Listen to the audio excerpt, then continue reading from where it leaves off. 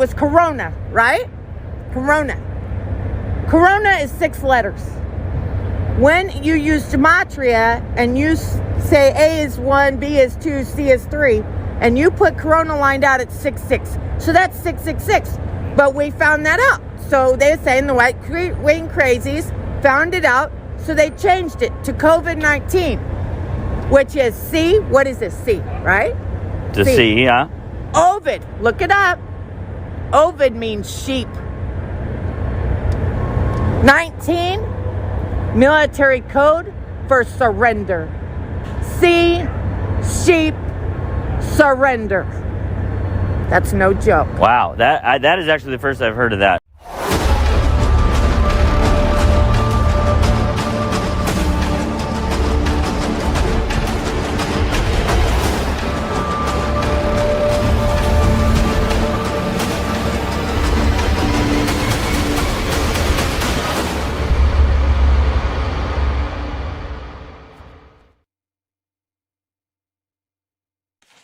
Hello, everyone, and welcome to Overtime. With me today is Zandring. Zandring, how are you? Okay. Just have to throw those little right-wing nut jobs in there at the beginning of the show, don't you? Yeah. Well, You're they were just jabbing at me. I couldn't resist. And truth be told, that was an interview with somebody who's been traveling with the trucker convoy about what they're protesting. Yeah. All right. Well, thank you all for joining us. We will get the map up in a minute, and I could actually probably, well, let me just see if I can get that up now. Unfortunately, the map has no, I probably can't. Yeah, the map, there's a lot of activity here that we're going to have to discuss, and a lot to cover today. So let's get, what I'm going to do here is, just give me 1 second here. We've heard a number of suggestions so far that Russia has used white phosphorus munitions in Pompansa, Ukraine. Now, this is based on a tweet from the Pompansan chief of police, where he shows what appears to be a plume of light, crashing down upon the city, and he claims that this is a white phosphorus attack. Now, I think it's credible that when he said that, he believed it.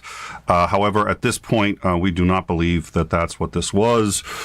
We think it was a, what was it? Oh, dear Lord. I had the type of munition there, an AS-22, an 9M22S round.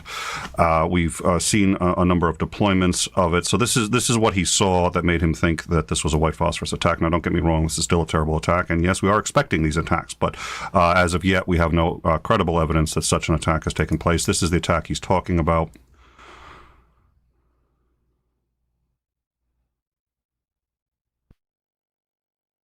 Now, we've compared this to the deployment of 9M22S incendiary rounds at night, and they look identical to this.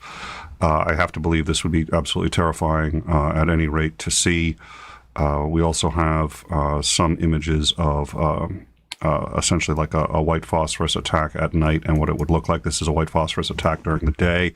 White phosphorus generates a tremendous amount of smoke. White phosphorus is actually used, just FYI, having it and using it is not in and of itself a violation of the Geneva Conventions, or it's not considered a war crime in and of itself, because it does have military uses, including creating smoke grenades if you're trying to attract a helicopter. I forget what they call that, but it does have a number of legitimate uses in the military. It's when you use it as sort of against infantry that it is considered a war crime. This is because it burns basically through anything and does massive damage to the human body.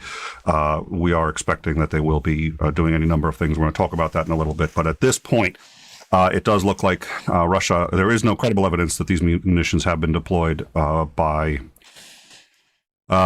Russia at this point. We are going to, again, discuss that in a minute. Andrei Kozyrev, who is was a lead diplomat to former Russian President Boris Yeltsin, and Russia's foreign affairs minister at the time, claims that between Russian losses, estimated now at more than 11,000, low morale, and the weight of U.S. sanctions, he believes that this will lead Putin to receiving, quote, an armed escort, either to the grave or to his retirement. He elaborated, saying, quote, many Russian czars were killed. Many were dismissed one way or another. Even in the Soviet Union, there were many ways. Stalin was said to have been poisoned. Khrushchev was just escorted out of the Kremlin. With Putin, I very much expect that there will be resistance growing and discontent growing, such that this will be resolved one way or another. I don't know which way, but Russian history is full of unexpected outcomes. He has also echoed an interesting sentiment that we've been hearing more and more of, which is that Putin is not afraid of coronavirus. Now, we've seen this photo before. We've also seen this one and this one. These are actually two separate meetings, one with Macron, and I forget who this one is, but he's had a number of meetings, and he has this huge long table, and it's been reported that it's just paranoia, fear over COVID. But Andrea Kozyrev's view, and apparently this is echoed by several people in the military, is that, in fact, he's worried about being assassinated.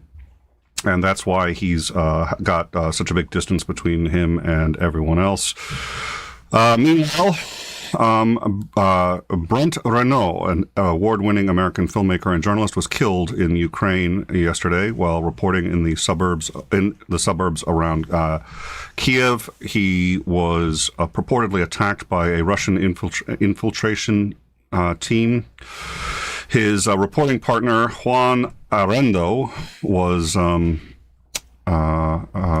video of him in the hospital where he discusses seeing Renard shot in the neck. Apparently, they had identified themselves and were deliberately fired upon anyway. This comports with reports from Sky News, from almost every news organization that's been out there, that have said that even identifying themselves as journalists has not stopped the onslaught. In fact, at times they believe they have been deliberately targeted. We'll get into that in a minute. Meanwhile, Russian airstrikes have hit the international peacekeeping and security site near the northwestern city of Aviv. This is the furthest, most westernmost city to be attacked. We'll discuss that in a minute. That city is about 70 miles from the border with Poland. However, the attacks have gone as close to now as 15 miles from the Polish border, which is as close as they've gotten to hitting any NATO country. In Chernihiv, they have shelled a water pumping station, ostensibly to cut water supplies to the city. Meanwhile, I'll save that one. We'll have to make sure that we don't miss some of the lighter side, but there's some interesting things going on that we'll cover in a few minutes. There are now at least 2 mayors have been kidnapped, according to Ukrainian officials. Yevhen Matriev was seized in the southern town of Dniprodon, according to the Ukrainian foreign minister Dmytro Kuleba. And he's calling these terror tactics. Now, Russia has just recently kidnapped and installed a new mayor of Mariupol. She has come out and said, in her first public appearance, she said, quote, residents must not take part in extremist actions, and declared that her main task was construction of, quote, basic mechanisms under the new reality. Ukrainian's president is accusing them of trying to create pseudo-republics and basically just seed and install their own puppet governments in portion by portion at a time. Let's see. We'll cover that in a minute. Then we'll do that on our sort of lighter, at least 3 stories now that I think. Now, this is, oh dear Lord, in a memo which appears to have been leaked from the Kremlin, there appears to be quotes of Russian from the Russian government saying that it is essential to feature Tucker Carlson in media clips. Quote, it's essential to use as much as possible fragments of broadcasts of the popular Fox News host Tucker Carlson, who sharply criticizes the actions of the United States and NATO and their negative role in unleashing the conflict in Ukraine. and the definitely provocative behavior from the leadership of the Eastern countries and NATO towards the Russian Federation and towards President Putin personally. We'll discuss that in a minute. And then let's see. And I think the part that's going to be the hardest at this point is sort of what we see coming in the future, and we've been talking about that. It looks like they were able to get at least some supplies into Mariupol very briefly, but the humanitarian crisis there is right now staggering, and it's going to get much worse in Kiev. And it's unfortunately there's a lot of deliberate targeting of civilians. It has been crystal clear for quite some time. We will be discussing that and showing some images of that. But the biggest concern at this point appears to be that Putin is attempting to get some kind of narrative that's going to allow him to use chemical and biological weapons in Ukraine. This is why we're taking it so seriously as to whether or not it's actually been done yet. It has not, to the best of our ability to ascertain. Having said that, he has appears to be doing one of two things to manufacture. First is he's accused a number of labs in Ukraine of attempting to develop a bioweapon that would actually target people based on their DNA and Russian DNA. I was about to make a bad joke about in Russia DNA, but you know, that's a Russian DNA, and would kill anybody with quote Russian DNA. And he appears to be using this as a pretext to start with his own chemical weapons against Ukrainians. The other thing that Ukrainians have claimed, and there appears to be some evidence to back up, and we're going to discuss too, is what appears to be a possibly a plot to turn Chernobyl into the world's largest dirty bomb and detonate it. And we will discuss that in just a few minutes. But that is what we're going to be covering today. We now have 2.8 million people who have fled Ukraine since the fighting has started. So, Xandering, what are your thoughts? It's going to take me a minute to get the map up. There seems to have we changed the system here, and so not everything is up exactly the way I'd like it. So I'll get the map up in a sec. So, Xandering, what are your thoughts on all of that loveliness? I've always found it interesting when people say, well, this will be resolved one way or another, which is an absolutely true statement. It will be resolved one way or another. Way to be ambiguous. Okay, there was that sound again. I know the whole live chat must have heard that. There was a boop, and then just this sound like a clacking thing. Oh, dear Lord, I don't know what it is. I do think it's coming from your headset, but at any rate, now that hopefully the rest of the world can verify that I'm not going insane and imagining that. No, that's true. I think the import was one way or another of the two options that he had done. But yeah, it's a vapid statement, of course, right? It doesn't actually mean anything. Oh, dear Lord, this is just, it's going to give me a hard time no matter what I do with this thing. So any other thoughts other than the vapid statement it's going to be solved one way or another? I think that there's at least credible reports that it looks like they may be setting things up to be using, at least chemical weapons. I'm not sure about biological, but it's not looking super great. And it still makes me wonder, what are the surrounding countries going to do if he does start using chemical weapons? Setting up Chernobyl as a dirty bomb doesn't seem to make a lot of sense to me to do that. Mm-hmm. But I suppose somebody other than me might think it's a good idea to grab pretense. There does seem to be some questionable things going on at the site, taking down of cameras, trying to get any kind of surveillance of the area restricted. So, the place isn't particularly useful for anything else, so it just seems kind of odd that they would want to cause some sort of nuclear incident. That tends to spread a little bit. Well, so let's talk about. I can't imagine Belarus would approve, but so let's talk a little bit about what the claim is so far. The claim from the Ukrainian intelligence agencies are that bodies of dead Ukrainian soldiers are being collected and taken to Chernobyl, and they believe this is because they're going to trigger some form of incident at Chernobyl.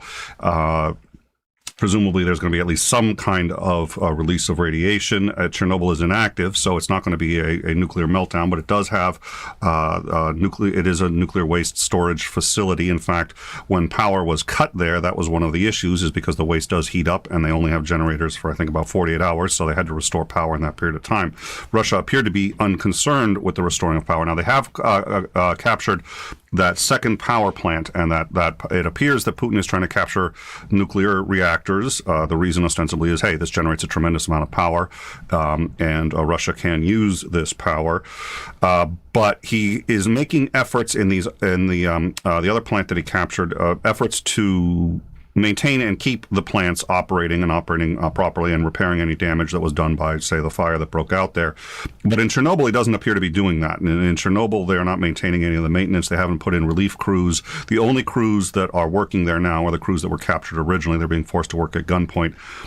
Reports are now that they can no longer operate. They are suffering from exhaustion, trauma, and are too tired and malnourished to really continue to do their job safely. There's been no replacement crews brought in, no attempt to maintain the plant.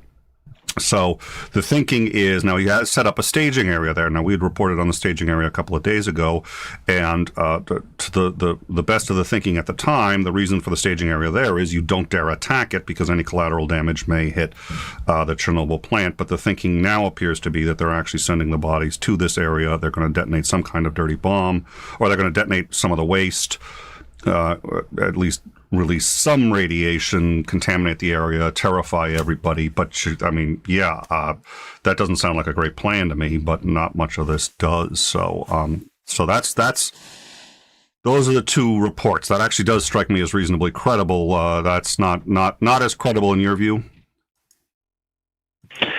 I'm not in that culture. I'm not in his mind. I don't know what they're thinking about that, but it just doesn't seem, and especially considering everybody's talking about it already. So it's like, if that were to actually happen, the very first thing everybody else, maybe not Russia itself, the people in Russia may have a little bit more difficult time getting these reports, but everybody outside of Russia is going to know, okay, well, they did exactly what Ukraine said they were doing. I don't know, it seems it seems awfully extreme and risky even to the Russians to try for something like just a false flag attempt to justify using maybe chemical weapons or something. The idea of putting a staging area near there so that it would be at least ostensibly protected from indiscriminate shelling makes a lot more sense to me. I mean, I could see them doing that, but I don't know, it strikes me as difficult to believe that they would actually screw around with nuclear waste like that. But, I mean, I didn't think it was a particularly great idea for them to invade Ukraine either. So there is that. I've been wrong a lot in this conflict. Well, and let me suggest, at a minimum, that the fact that now this plan has reasonably been made public, if it was in fact being attempted, that might be a reason to not do it going forward. But obviously the plan would have been to keep it secret. So he may. Now, this happened previously, where a lot of the false flags that he had attempted to do as a pretext for the invasion were caught, and then he didn't invade until he tried another one, and then another one, and then another one, from the destruction of the kindergarten to the evacuation, the pre-recorded evacuation sites, to any number of I think there was like 3 or 4 by the time it was done, significant false flags, and then he just sort of gave up on the process and said, okay, we're going in for humanitarian aid. Yeah, I mean, maybe if you frustrate enough of these, maybe he just says screw it and does it anyway. But I have a hard time coming up with a good enough justification to try and do that. To try and do it. I mean, even if it was secret, it's still. But again, I'm born and raised in the United States. I don't have that kind of mindset. So I don't know what seems reasonable to them.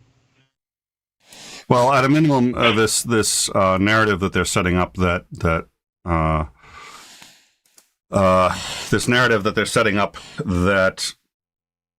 Ukraine is trying to basically eliminate Russians by a weapon that's designed to explicitly target Russian DNA appears to be an attempt to set up just such a false flag. So we'll see. He's used chemical weapons in the past in any major engagement that he's been in. He's used them against civilians in the past. We had a discussion with Commander McMillan about this, and the general consensus is he's going to use chemical weapons at some point. It's just a matter of time. So that's what we're keeping an eye on. I think that's unfortunate. That I that's believe. Grim reality. Yeah. I do believe. Yeah, I do believe that the likelihood of him using chemical weapons is high because we've seen him do this before.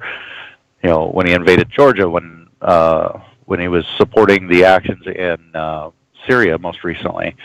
You know, it's like chemical weapons were used in those. So yeah, I could definitely see that. So on the somewhat lighter side, in the UK, the assets, an apartment belonging to, it's not actually an apartment. Let me just see if I can find the guy's name here real quick. I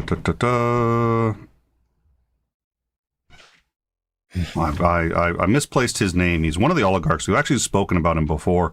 And as I recall, this was actually the first oligarch to come out and speak against Putin and to say that he should end this war immediately. His home appears to have been seized by protesters.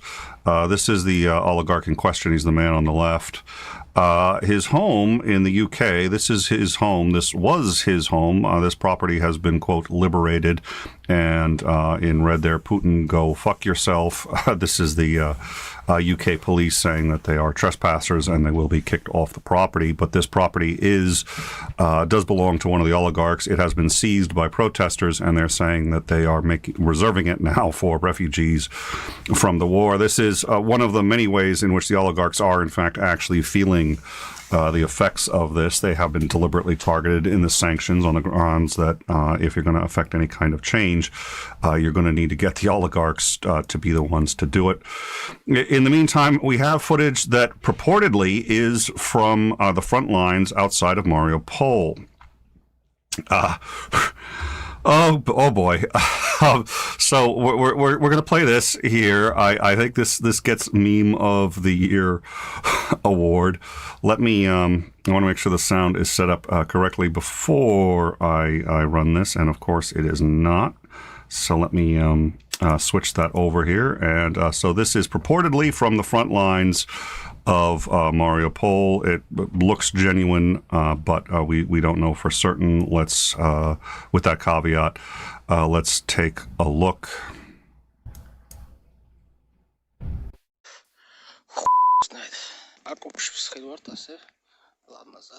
მდინარეა, ტექნიკალურად მოყავთ, ხიდები აუფეთქეთ, მაგრამ ზატო არტილერია მუშაობს, იმის დედავატირეს. სრული ორკესტრია რა.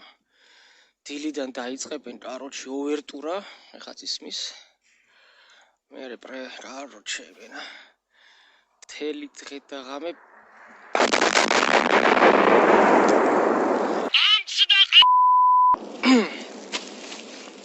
ერთი ამბებია რა. I really hope that's real. I really hope that's real. That may make me a bad person, but I do sincerely hope that's real. Meanwhile, Mariupol has really seen some of the worst fighting. We're going to get into that. We do know, and we have unfortunately some very sad news out of Mariupol. It's one of many victims. I always feel it interesting highlighting one victim over another because there are so many. But we had reported on this woman. We had reported on 3 women who were at. Ow! Yeah, I think you've got your audio on, Xander, and I think it's getting picked up by the mic there as you play the show if you've got it streaming there. So we reported on this woman, and unfortunately, she did not survive the attack.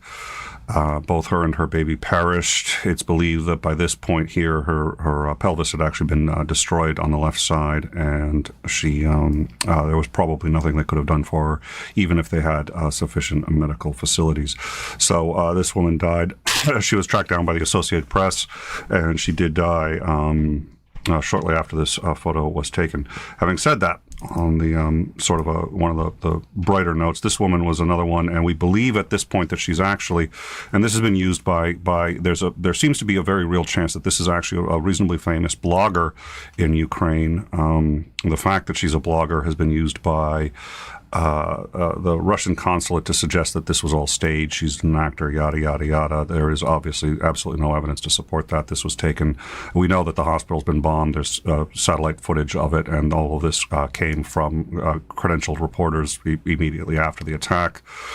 Nonetheless, that does appear to be a Russian blogger who was pregnant and does work out of Mariupol. She was in the attack. This picture was taken shortly thereafter. That's her.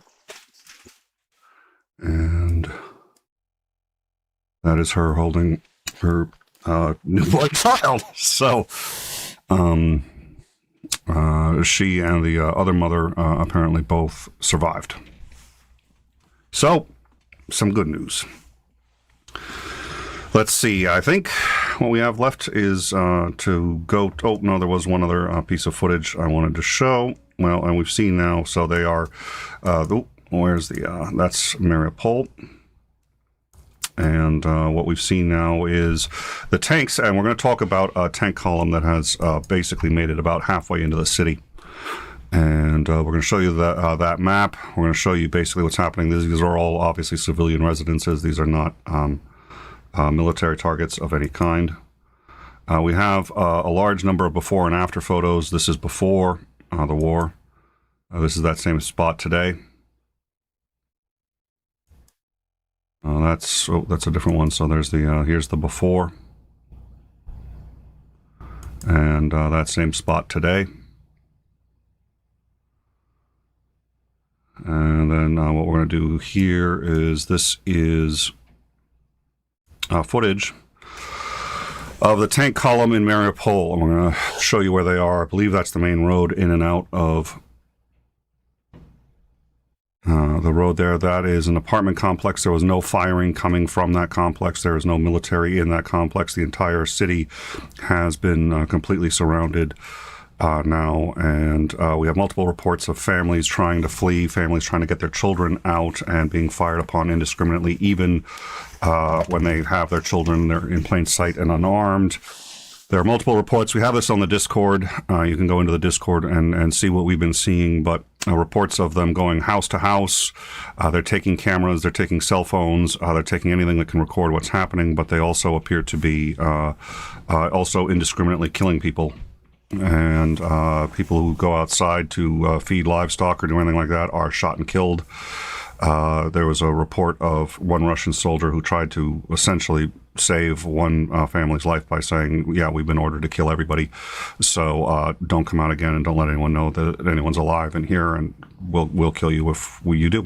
And then he left. So that's unfortunately what's been going on. We also have footage from a captured Ukrainian soldier who claims, and I don't think I loaded that, who claims that, you know what I'll do? I'm going to, if I may not have that handy, and I don't know that I'm going to load that in. But he says that basically he was working with other people who had essentially been conscripted. He was who've been working off community service and were told to go into the military. The contract with the military says that they're not going to see any combat and that they're only conscripted for about a month. Most of them have obviously been seeing combat and going into it. He was part of a troop that surrendered immediately. They abandoned their positions when attacked. He says upon encounter with the Ukrainian army, he surrendered, and he said that basically he expects he's going to be charged with war crimes. He expects he's going to be charged in Russia as a deserter. He expects that he's going to be charged for violating the Geneva Conventions, and a month ago he was just trying to work off his community service, and his life is essentially over and has obviously dramatically changed. So that's going to be in the Discord. And then let's take a look at this map. But before we do that, any thoughts, Xandring, on anything that we've covered so far?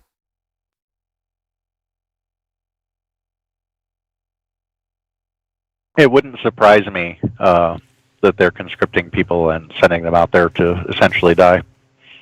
I don't find that surprising at all. Yeah, neither do I. So, and then what was the, let me just see the other, so we have actually one other piece of news, and I just think this is interesting. A Russian woman, we believe her name is Maria Ovayanskova, appears to have successfully broken onto Russian state television, and during a live broadcast with a sign, and so let's put that up right now. This was a live broadcast.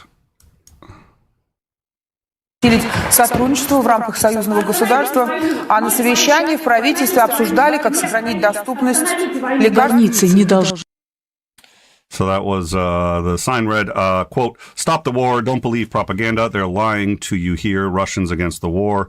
We have increasing reports of huge numbers of protesters and some footage of those protesters. We haven't shared that yet because we're not to the point where we can confirm it. We are very sure that the numbers are larger than one would expect at this stage. And given what Putin's been trying to do to cut off social media, it's impressive that any is getting out there. We've covered some of how that's happened. One of the more poignant stories was a man calling his father to tell his father that he was okay. And his father was just talking to him like everything's normal. I said, "Dad, don't you know what's going on here?" And his father said, "Well, no, there's I hear Ukrainians are attacking Russians, but that's about it." He goes, "No, that's really not what's happening." And he spent 15 or 20 minutes trying to convince his father that he's really seeing bombs being dropped on civilians and that he's seen a lot of people die and he's in the middle of a really bad situation. His father said, "No, none of that's true." So, yeah, again, come join us on the Discord. Hang out there. All the receipts for the stuff. I can't believe I just said receipts. My brain is in a different mode of thought. All the sources that we've been referencing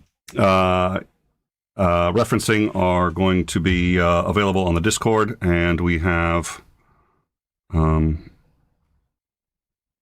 Yeah. Okay. So that was the March 9th. Yeah, on the Discord. So thank you.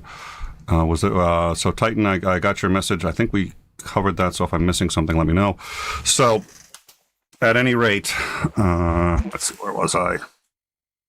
It's interesting that there are a lot of protests. We're not quite sure how much. So it's hard to tell. Some of the images we've seen have been extremely impressive. I hope they're real. I'm not confident enough to say that we're going to put them on air yet, but we do know that there's a lot. We've had legit footage of them carting away thousands of protesters. So. But that was over, I think, the first 9-day period, so we'll see where it is now.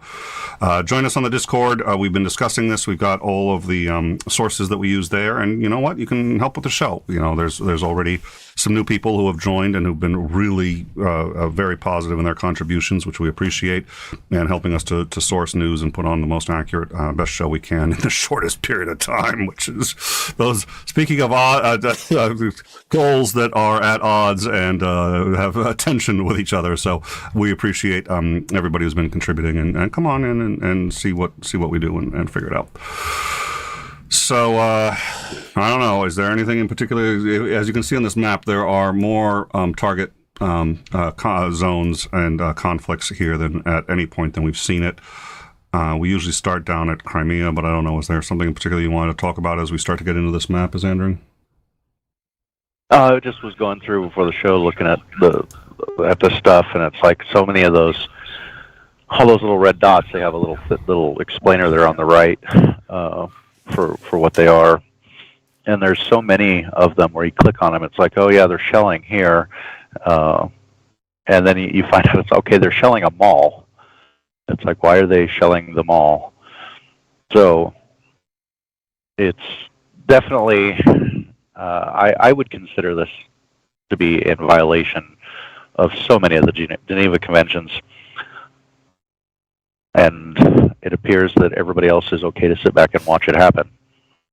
So I'm not entirely convinced that's the right thing to do, at least not the moral thing to do.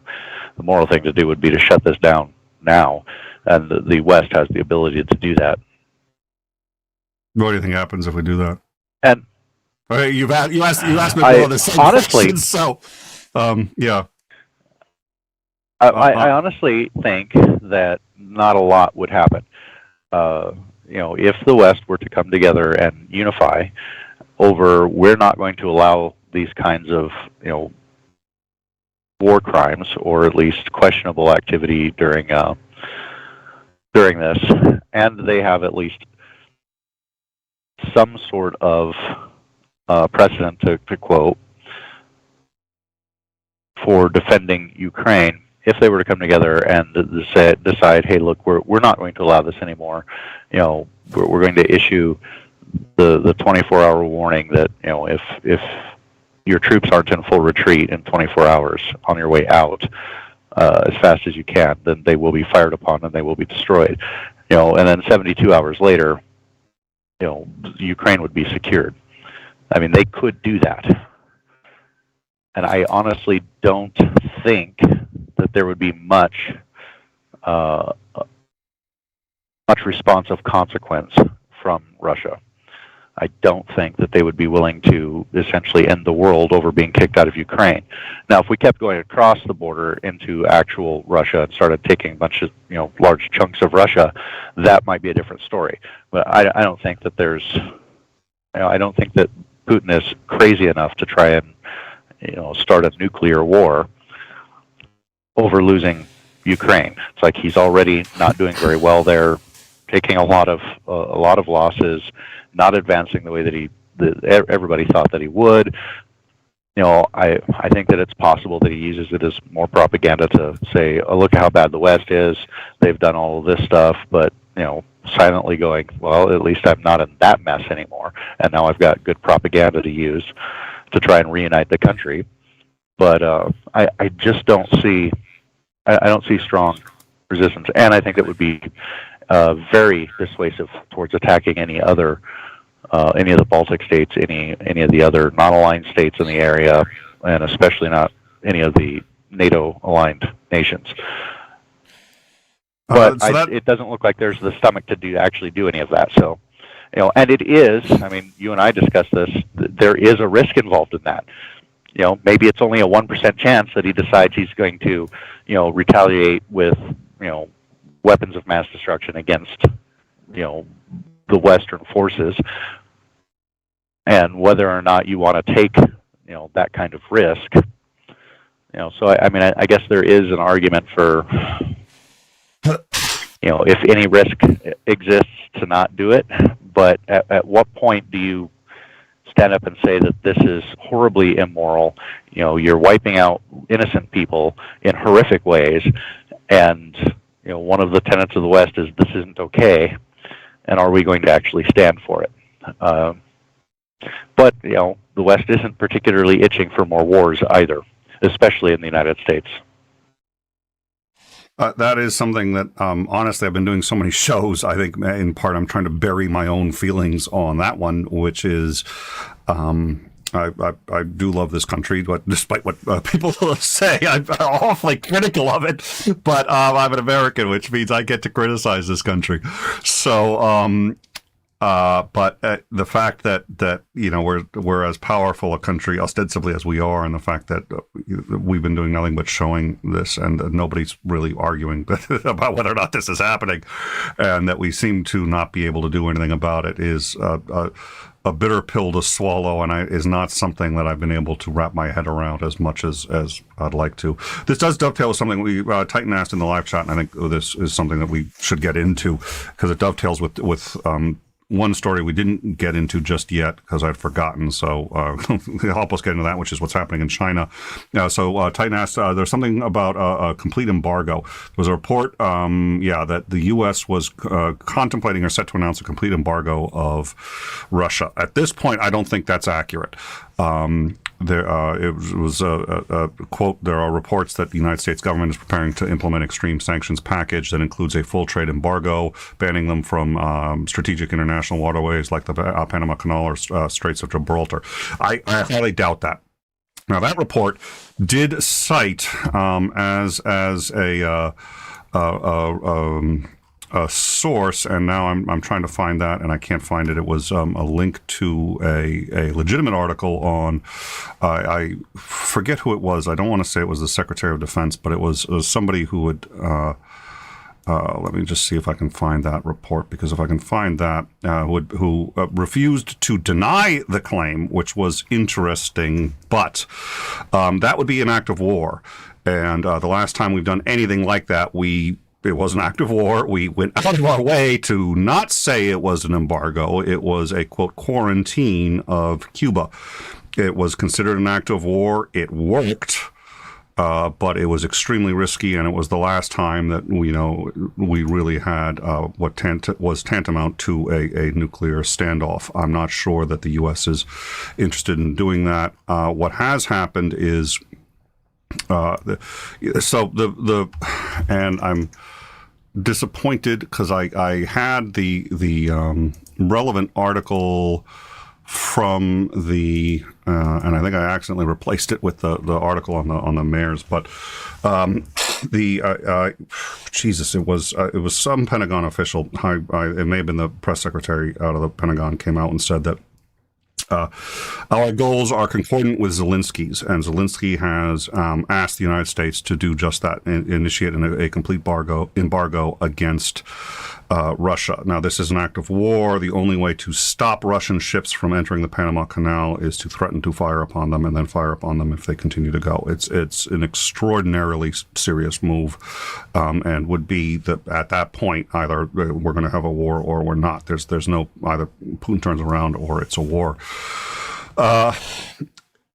It was interesting to note that again, I think this was the press secretary, the Pentagon press secretary. I forget exactly who, and I'll look it up when Andrew's next talking. I'll get the exact source right. But he was asked about that scenario, and what he said was we're doing everything within our power to achieve his goals, which could be interpreted to say that, yes, if his goal is the complete embargo of Russia, then that suggests that we're going to do that. That's not how I read it. In fact, it's crystal clear to me that's not what he meant. What I think he meant was their goals of being liberated from Russia, and we will do everything within our power to do that. And right now, that's economic sanctions. We have been apparently pretty serious with China. At this point, in a briefing that occurred earlier today, we told most of our allies and other Asian countries that at this point we believe China is going to help Russia violate the embargo and may at this point, in fact, be planning on sending weapons to Russia. Russia has formally requested weapons, including surface-to-air missiles and a number of anti-tank weapons themselves. We have, I think, a list of what we believe they have asked Russia for. Sorry, what Russia has asked China for, and I don't know what the intelligence is, but the U.S. did brief our allies saying we believe at this point China is planning on fulfilling those orders. We have come out today and unequivocally declared that if China does this, there will be serious consequences to China. No word yet, but apparently we're having some pretty serious diplomatic talks at this point with China, and a very frank discussion that we have drawn a line in the sand, and the only way at this point to stop Russia short of a war is what we're doing now, and we don't really appreciate any country that's making that harder, because everybody's trying to avoid World War III. I think that's a lofty goal, and supplying Russia isn't going to help with that. So those appear to be the conversations we're having. As I said, there is no evidence that the site that reported that appears to be like an intelligence leak site, but obviously that means, sometimes they get stuff that's ahead of everybody, I assume, and sometimes it's rumor and they don't have the ability to go-between. It appears to be a particular read on something that the press secretary said. I do believe they've been asked about that, and they did not rule it out. But I don't think that is on the table, and certainly I don't trust the source to be accurate on that. So thank you for that question, Titan. That's sort of my take on it, and that's how that dovetails with China, and that's in keeping with what you were saying, which is we're still not. It's still sort of half measures, I think is sort of what you were saying. Is that roughly accurate? Yeah, they're trying to affect change without having to commit to doing much of anything. It's like, oh, well, we can do these sanctions and all of these things. And I am disinclined to believe that anybody would try and put an actual full embargo on Russia. One, because just as you pointed out, in order to actually stop shipping, they would have to be willing to actually fire on Russian ships to stop them, because otherwise you don't really stop a ship in the ocean unless you're willing to shoot it and sink it. Secondly, I don't believe that we would do it, because I don't believe that in any way, shape, or form that China would enforce that. As a matter of fact, I think that would push China more to support Russia if we tried to completely cut them off than it would. And if we aren't willing to do more in Ukraine to stop this, what on earth makes you think that we're going to start trying to piss off the Chinese? Oh, well, if you keep doing this, there'll be serious consequences. Yeah, well, haven't been, at the moment, there haven't been particularly serious consequences to Russia or to Putin at least, for invading Ukraine. So it seems like we don't have the willingness to exert any actual force. We're just using harsh words. And then when those don't work, we go, well, dang, I don't know what else we can do. So I don't see a full embargo of the country. And secondly, one of the reasons that, or at least the only reason that I would say to actually physically get involved in Ukraine, is to alleviate the massive amount of human rights violations that are going on, the massive amount of suffering, of targeting of civilians that's going on. And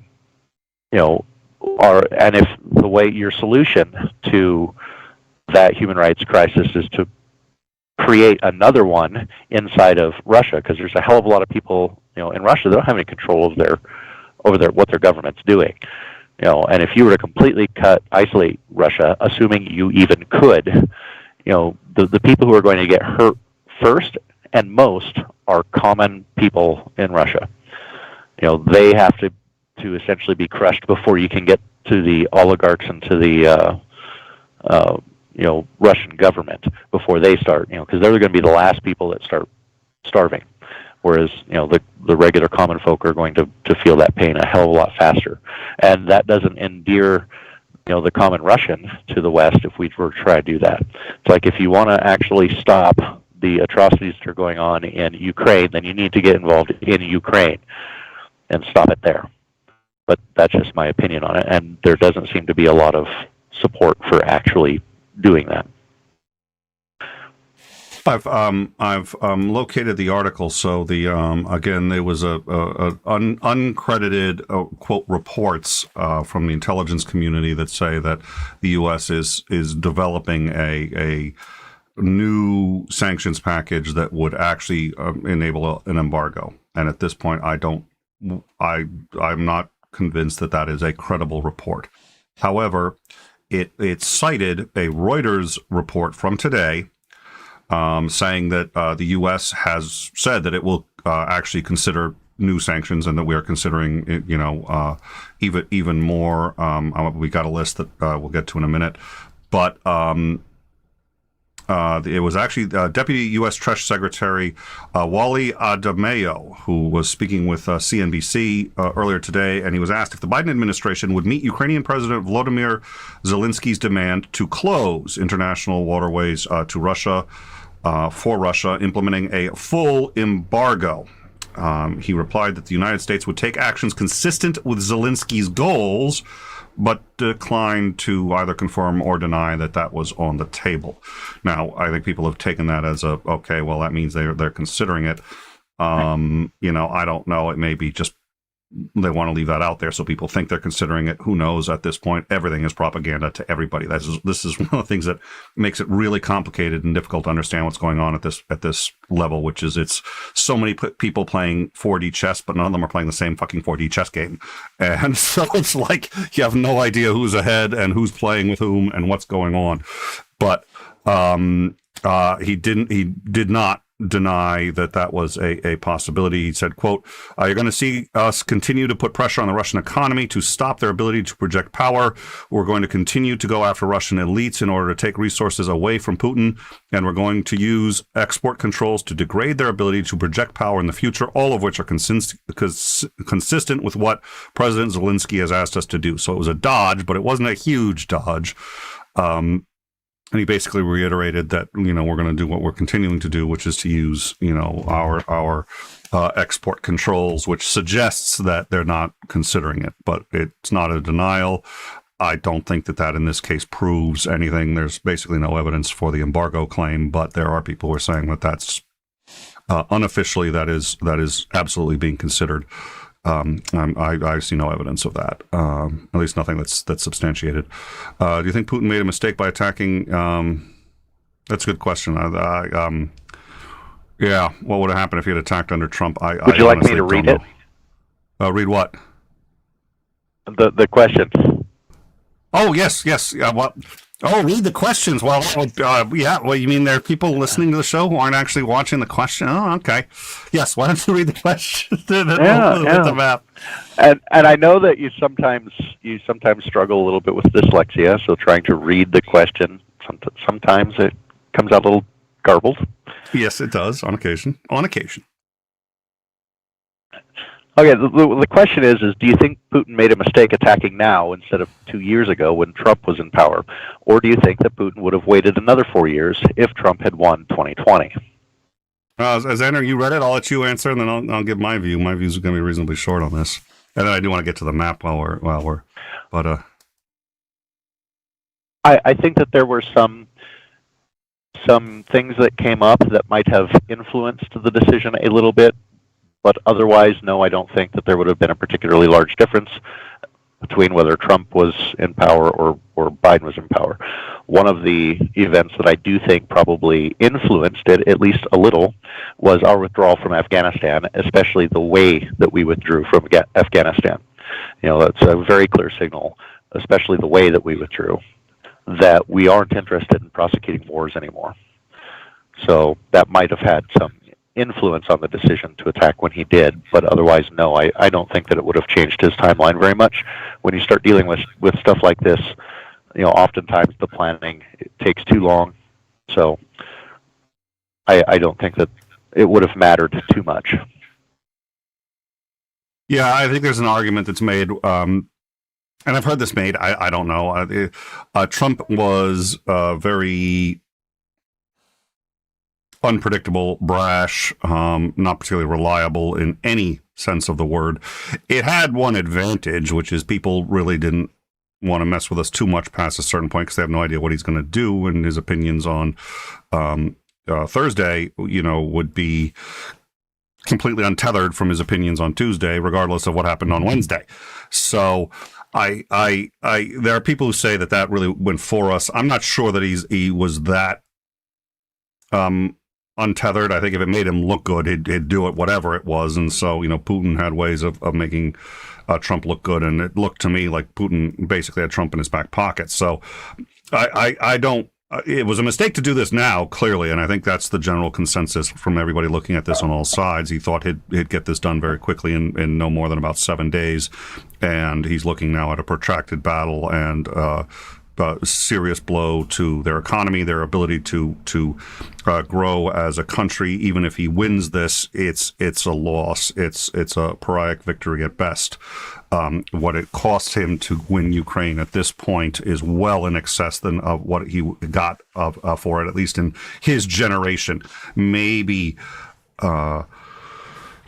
generations from now, if Ukraine is still part of Russia and you have a brand new Russian empire, this will be seen differently. And obviously that's what he thinks is going to happen. But in his generation, there's no way to pull this out into a victory. So doing it now was clearly a mistake. The question is, would it have been better for him under Trump? And I don't even have any grasp of how I'd begin to address that question. All right, let's take a look at the map here. Real quick. Please. Tide made the comment, it isn't 4D chess, it's a game of Go while skydiving in a hurricane. And I think I made the comment before, it's like so many people think that a lot of this stuff is like 4D chess. How many times do we hear, Trump's playing 4D chess, 4D chess, 4D chess? I hear this all the time. And it's like, well, no, what I think is actually happening is people think they're playing 4D chess. But what's actually happening is a toddler went through and scattered all the checkers boards all over the place, and they looked at this and went, wow, what a great game of 4D chess, and they decided they'd start playing.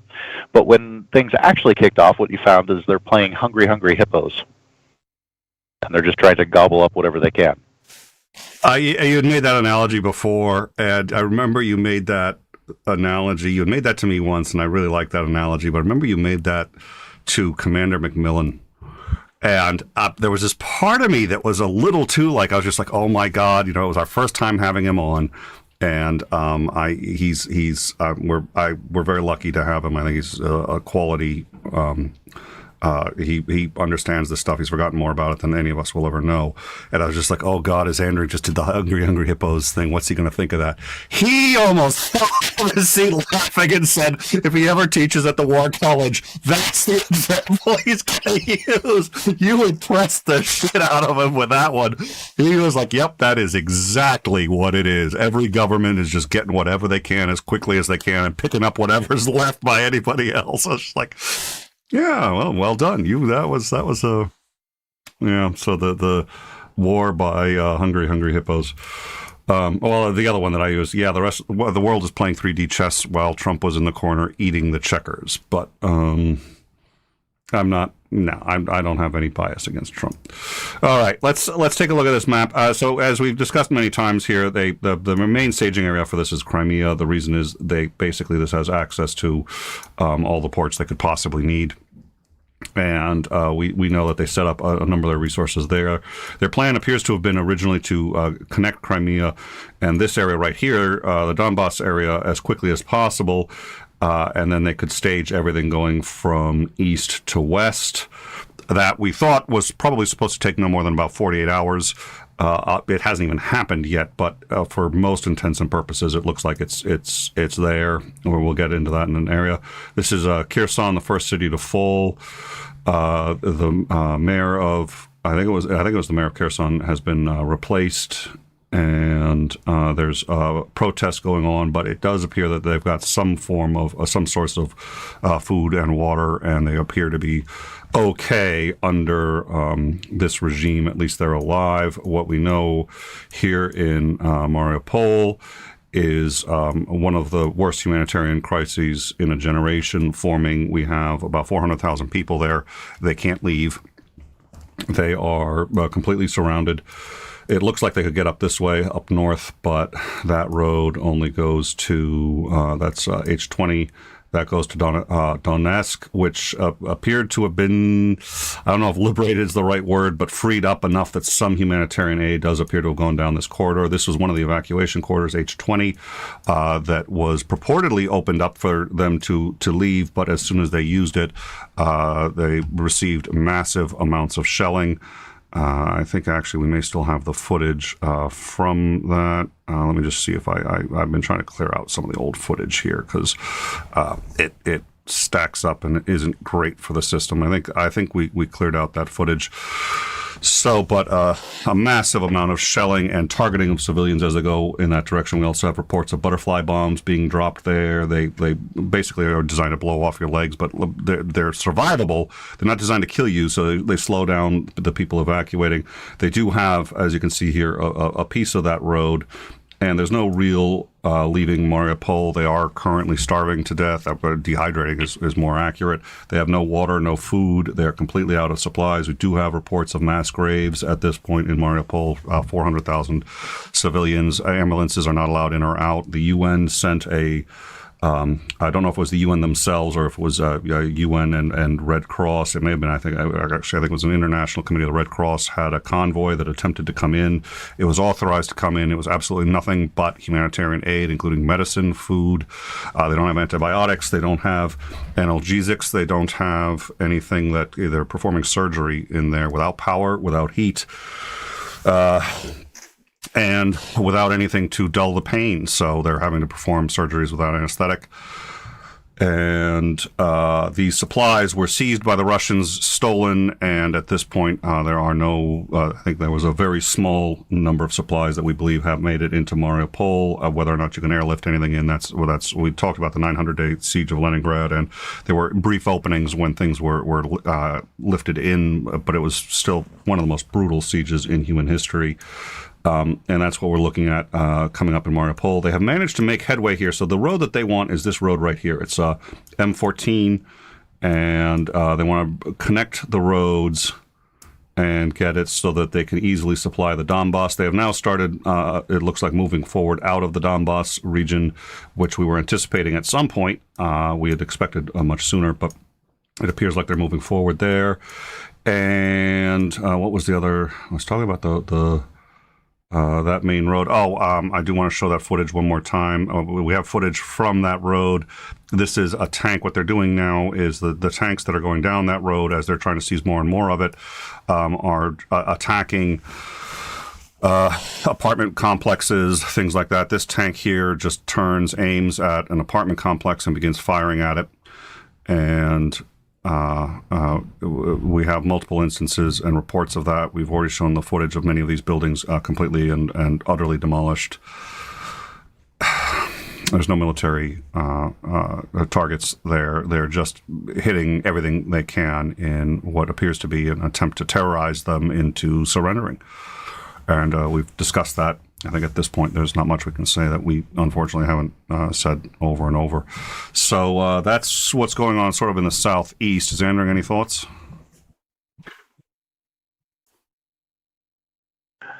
Yeah, the road running through there, one of the reasons I think that Mariupol's getting hammered so hard is anytime you have a supply line running through an enemy city like that, or a combatant city like that, it's a very prime place for ambushing, because it's very hard to track people down, and it's like your sight lines are greatly reduced.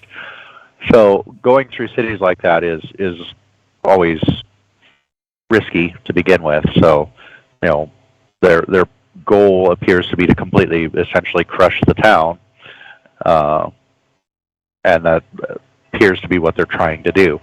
So that when they and if you destroy the entire corridor around the corridor, then it makes it a lot easier to secure the corridor itself, because it gives you farther sight lines to see what's coming and to be able to defend things. So, it's not great that they're trying to take the road straight through the city versus having a more viable alternative that skirts the outside of the city or stays away from the city entirely.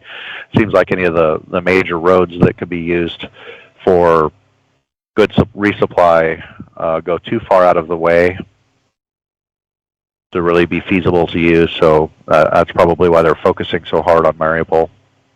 And what they're doing to the city is tragic. I mean, that if you're stuck in that city, you've got to be thinking that you almost hope that you get hit by one of these mortars that they're shelling a city with right off the bat, so that you're not spending the next several months, assuming you could actually get water, starving to death, or else being torn apart slowly by inch. It's just, that is not a good position to be in.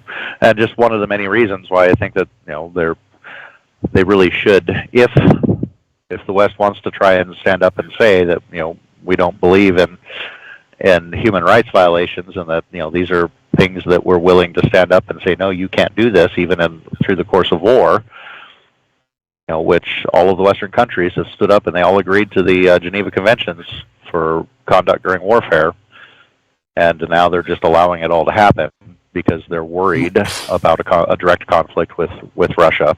So I think that things are going to get a lot worse before they get better. Well, so far I think we've been saying that for the last week and a half. 2 weeks. That's 2 weeks, and it's been getting worse. So this is Kharkiv, and this is where this actually isn't where the reporter died. We're going to discuss that in a minute, but we do know that in this area and outside of Kiev, reporters are being targeted. There was a footage we showed, I think about a week ago, of reporters for Sky News who had identified themselves as reporters. They came across what they thought was they were approaching what appeared to be a Ukrainian checkpoint, and then were attacked by what they later came to believe was basically a Russian force that's designed to operate behind enemy lines and just sow havoc and confuse everybody as to who's attacking who. And this team was clearly trying to kill all of them. They did manage to escape. Several of them were shot, but they all survived. And we've had now a number of these kinds of ambushes, and it looks like one of these ambushes did in fact kill, excuse me, oh dear Lord, what was, I apologize, I've forgotten his name. Do you remember his name? Somebody's gonna, I know, hit it in the live chat before I find it. I do want to get it.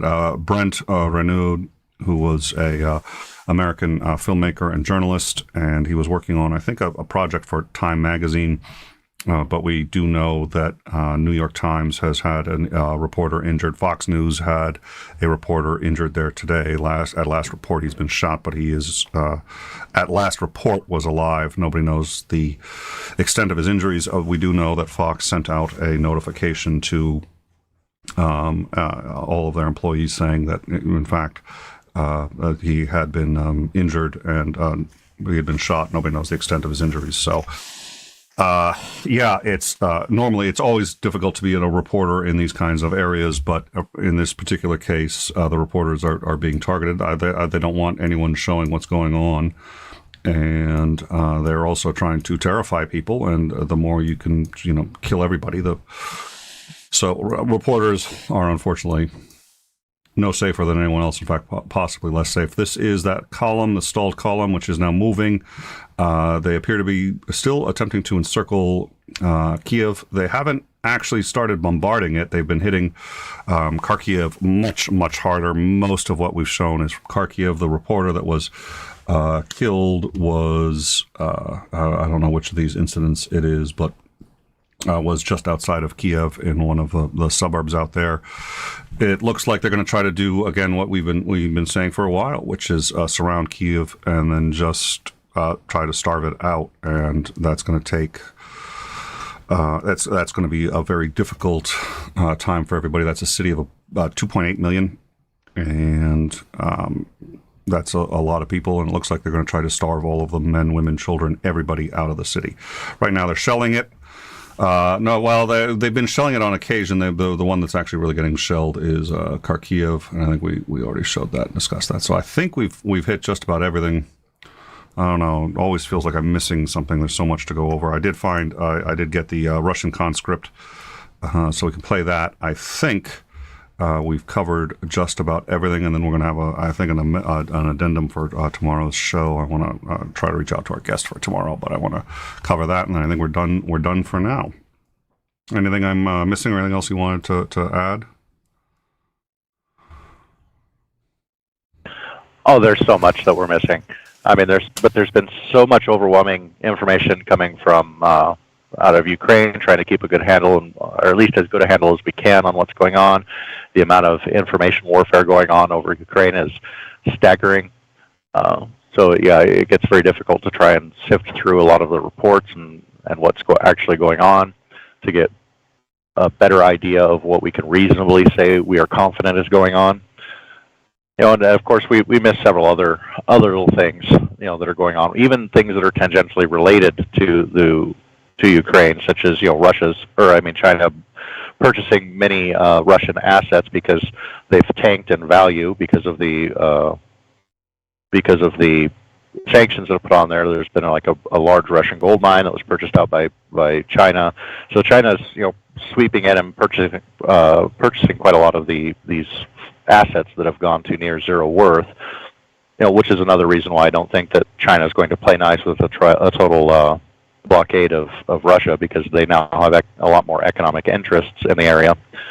But there's so many other things that are going on too. There's things happening in Canada that are just starting to come out. There's stuff happening all over the place that is kind of getting swept under, because it would normally be a newsworthy item, but it doesn't rise to the level of what's going on in Ukraine. So, there's a lot of things that are being missed so that we can try and get a good handle on what's going on in Ukraine. And there's only so many things, so much information you can sort through at one time. Well, and it's like so China has had a zero tolerance policy for COVID that has served them reasonably well.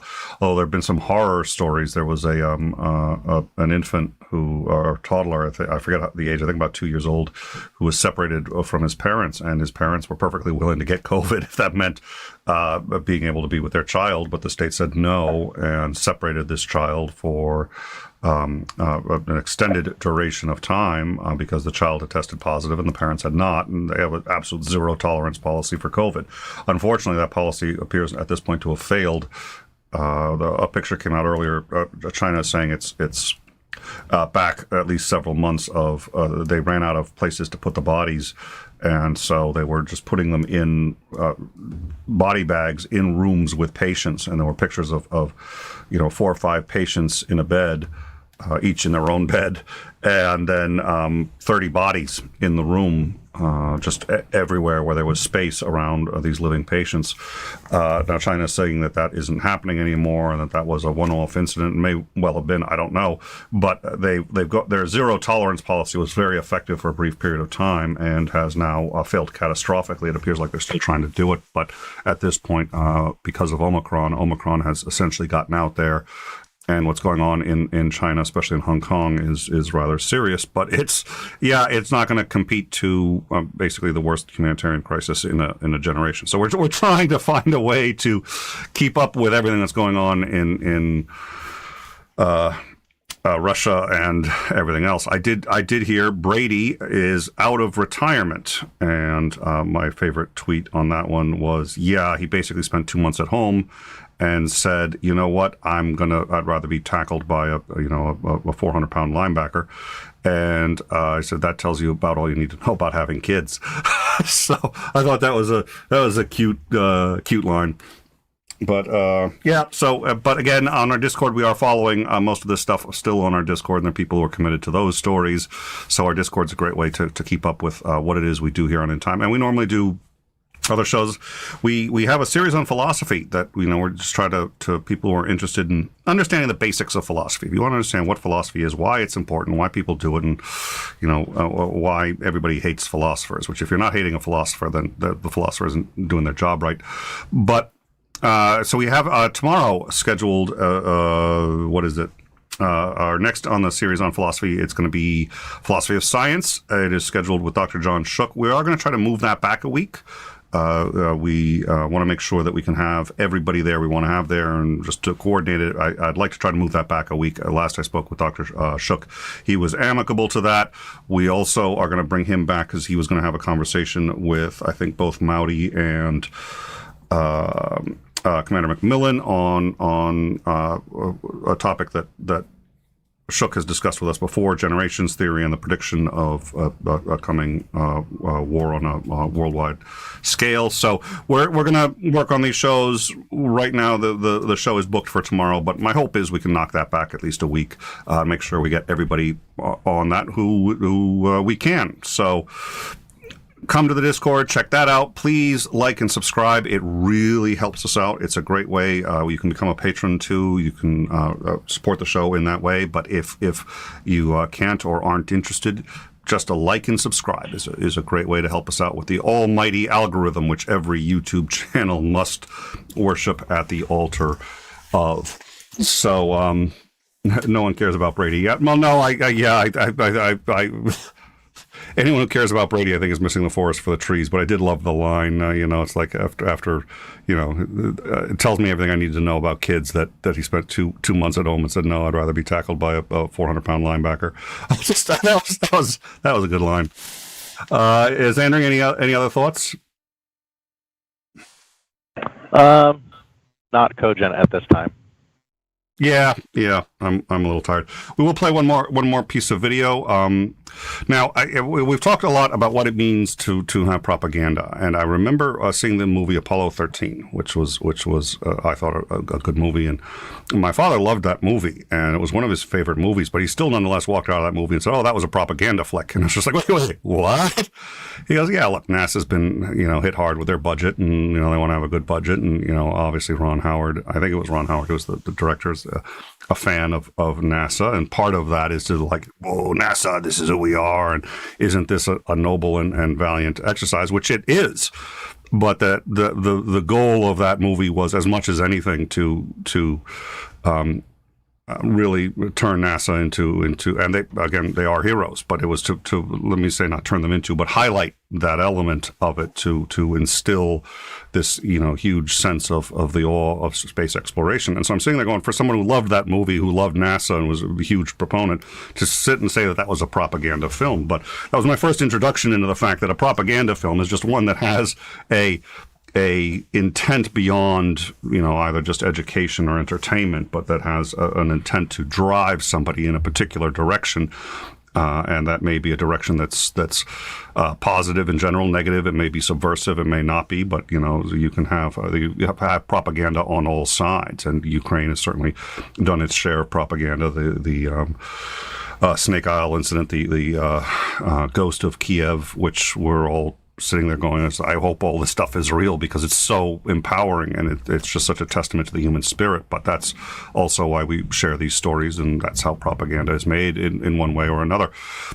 So I gave that rather awkward lecture to point out that what we're about to see is, in fact, propaganda. The reason it's coming out is because Ukraine wants to highlight a narrative, one that I think has more truth to it than not, by a lot, but how much truth, I don't know. We did, when that column first stalled, we were talking about we have reports that they're sabotaging their own equipment. It turns out that really wasn't the case. So this is a captured soldier. He's going to look to say anything he can to be treated well.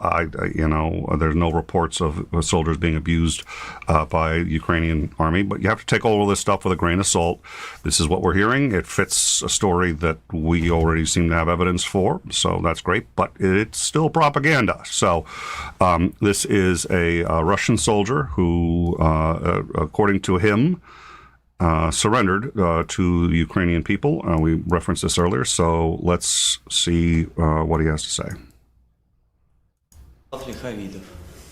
I am Vladislav Likhovidov. I was born in the city of Volgograd in Russia. There were 3 of us when the unit had not yet been formed. Initially, we were supposed to go to the Cape Opuk in the Crimea. On that day, we learned that we were going to the war, and we really did not want to participate in it, so we fled. We were under fire in the city at first. We got out of our BMP the second time. Our unit went to the BMP too.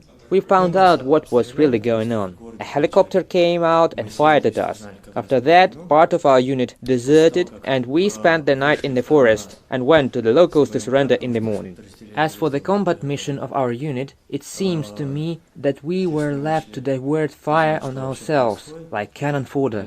All the people, the lowest ranks, who served with me were alternative military personnel, that is some kind of community service instead of military one. Secondly, the maximum service time in such regiment is probably 5 months. I served only for 2 months. The 33rd Regiment, in which I served, was formed quite recently, and for an entire year it was not supposed to be involved in any military actions. They led us there on purpose, and we did not know about it. We were supposed to act as cover, while someone more experienced did his job in this war. They broadcast on the TV, and the authorities say that there is no war here in Ukraine. It's just that the people come in and greet us as liberators. That's all. Even on the TV, if they say that there are some losses among our staff, then this is due to the negligence of our soldiers. Roughly speaking, someone fell and sprained his leg. In fact, we die both from Ukrainian soldiers and from Russian soldiers. This is due to the inexperience of our soldiers, and no one knows at all what kind of tasks to perform and why. I still do not understand why this war is happening. I don't see the point in it completely. For the sake of what? territory. It makes no sense. We simply lost most of the young population, the economy has been killed, everyone considers Russia as an enemy. Many more people in Ukraine suffered, many children too.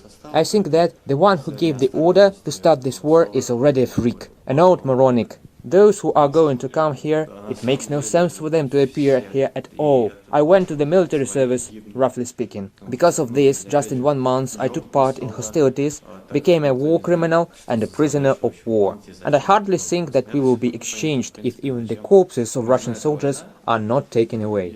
Most likely, I will stay here for a long time. Somebody in the live chat said, okay, so Backdraft is also a propaganda film then. Actually, yeah, that was My Father Walked Out of that movie. It was a propaganda film, and I think it's a defensible position, but not one I'm going to argue at this hour. So ask me about that on the Discord. We'll catch up there. This is a largely community-run show, so come join us there, hang out, see what we do, and see if you want to participate or just sit and watch. And we have channels on everything from philosophy to gaming to science to history. Pick a topic. We discuss it on the Discord. So join us there. Thank you all for coming. Thank you to everyone who's helped us produce this show, because it's a tremendous amount of work from a great many people. And thank you, Azandring, as always, for coming in and helping us out. You have much more military experience than I do, so thank God somebody here can at least look like he knows more. Well, no, you know more than I do, but you certainly also seem far more credible. So at least somebody who. Oh, dear God, take my breath. Okay. You know what? That's it. Everybody's getting punchy. Thank you all for coming. And like I said, right now we have a show scheduled for tomorrow. I think we're probably going to try to push that back a week. We also have a couple of interesting After Darks planned. After Dark is when you can call in, be heard, and talk with our guests. Join us in the... either just call into the show or actually join the hang and be on screen and ask our guests questions and just shoot the shit and figure out what we think is going on. We're going to have Commander McMillan and hopefully John Shook and a few others in for a live chat or an After Dark to talk about the war and a few other subjects. So you want to stay notified about this and any other breaking news, especially what's happening with the chemical weapons and WMD issue in Ukraine, then subscribe, hit that bell, and they will tell you when we next air. Until then, please stay safe, do your best to take care of yourselves, and thank you for allowing us to do our best to tell you what's going on in the world. Good night, everyone.